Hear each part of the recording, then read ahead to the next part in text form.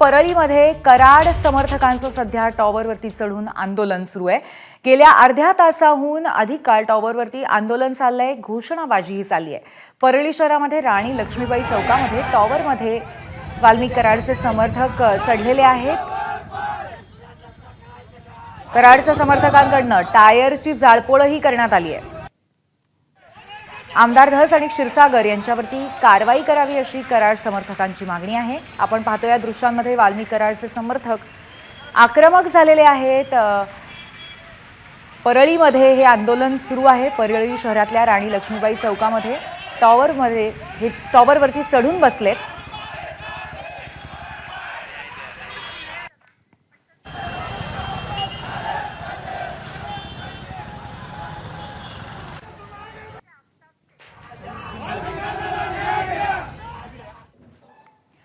या आंदोलनाबद्दल आणखी माहिती घेऊया। आपले प्रतिनिधी आफताब शेख आपल्या सोबत आहेत।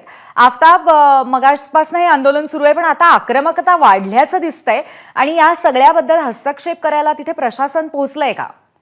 पूर्वी नक्कीच खरं तर जवळपास अर्धा ते पाऊण तास झालेला आहे आंदोलन सुरू होऊन। एकीकडे परळी पोलीस स्टेशनच्या बाहेर वाल्मिक कराड यांची आई पारुबाई कराड या आंदोलन करतात, तर दुसरीकडे वाल्मिक कराड यांचे जे आक्रमक सगळे समर्थक आहेत ते टॉवरवरती चढलेले आहेत। परळी शहरातल्या राणी लक्ष्मीबाई टॉवरवरती मागच्या जवळपास अर्धा ते पाऊण तासापासून हे सगळे आंदोलक जे ते वरती चढलेले आहेत आणि दुसरीकडे काही कार्यकर्त्यांनी आणि समर्थकांनी टायर जाळण्याचा देखील प्रयत्न केला आणि आमदार सुरेश धस असतील किंवा आमदार संदीप क्षीरसागर असतील या दोघांच्याही विरोधात घोषणाबाजी जी आहे ती या ठिकाणी केली जाते। खासदार बजरंग सोनवणेंच्या निषेधार्थही या ठिकाणी घोषणाबाजी होताना आपल्याला पाहायला मिळतोय।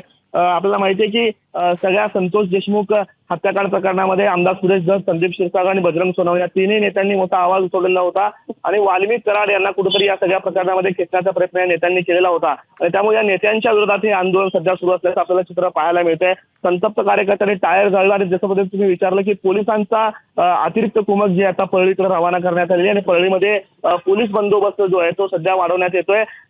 संतप्त कार्यकर्त्यांना शांत करण्याचे प्रयत्न जे आहेत ते पोलिसांमार्फत केले जात आहेत, मात्र कार्यकर्ते जे आहेत ते सध्या आक्रमक भूमिकेत आपल्याला पाहायला मिळत आहेत। वाल्मिक कराड यांच्या समर्थनात घोषणाबाजी करत जे तीन नेते प्रामुख्याने बीडमधले आहेत त्यांच्या विरोधात घोषणाबाजी जे आहेत ते कार्यकर्ते करताना आपल्याला पाहायला मिळत आहेत।